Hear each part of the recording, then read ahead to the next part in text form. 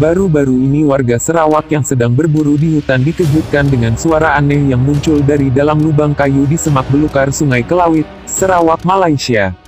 Warga yang penasaran dengan suara tersebut langsung mencari sumber suara.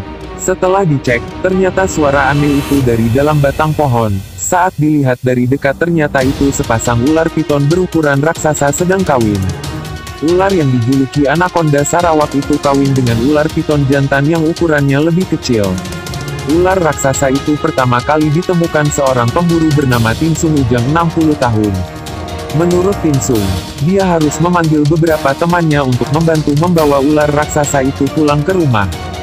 Saking beratnya, ular itu harus dipikul 3 orang untuk dibawa ke mobil yang akan mengangkutnya. Kami harus membelah kayu itu untuk mengeluarkan 2 ekor ular, katanya. Tinsung mengatakan bahwa ular piton raksasa tersebut kemudian dibawa keluar dari semak menggunakan kendaraan penggerak.